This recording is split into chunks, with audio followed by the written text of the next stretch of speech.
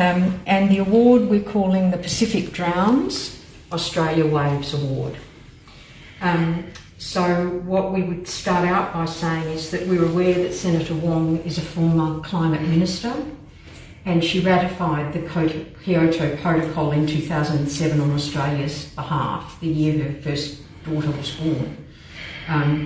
We have very high expectations and very high regard for Senator Wong.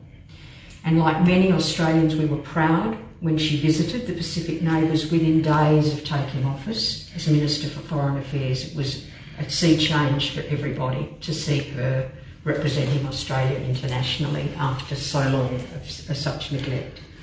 On her first day as Foreign Minister, she posted a video on Twitter directed at Pacific nations and said, "Our region faces unprecedented challenges, but we will face them together, and we will listen because we care what the Pacific has to say." Fabulous start. Last year, a Morgan poll voted Senator Wong the most trusted politician in Australia, an extraordinary accolade. Senator Wong has hallmark intelligence and integrity, and they have helped to restore Australia's international reputation after the dismal decade of coalition inaction on the climate crisis and mockery. Some of us will remember that well, the mockery of the devastating impacts of rising sea level on our Pacific neighbours when the coalition didn't think anyone was listening.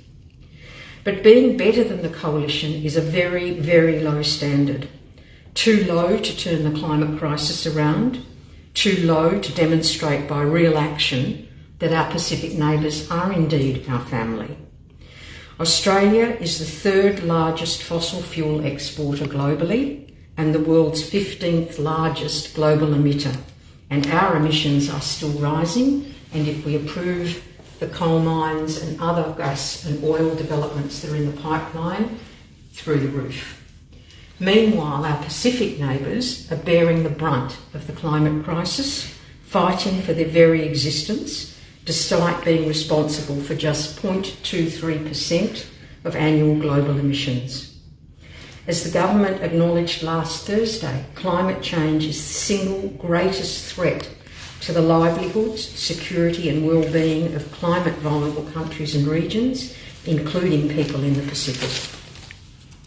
Minister Bowen's recent announcements offer great promise, and there was even more last night.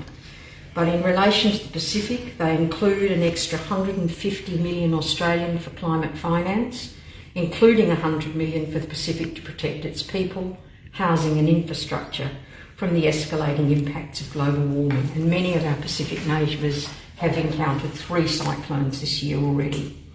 And rejoining the Climate Green Fund so Australia can effectively advocate for funding to meet Pacific needs. These are important steps, but the fundamental action that we need to take in Australia to stop harming our Pacific family is to tackle the root cause and to stop pouring fuel on the fire. So we're urging Senator Wong to take a role, her leadership role for South Australia as a Senator for South Australia and as a leader within the Albanese Labor government, to keep 1.5C limit alive. Stop approvals of new gas, oil and coal projects. Stop public subsidies to gas, oil and coal industries. 11 billion this year, far more than we give to our Pacific neighbours to adapt to climate change.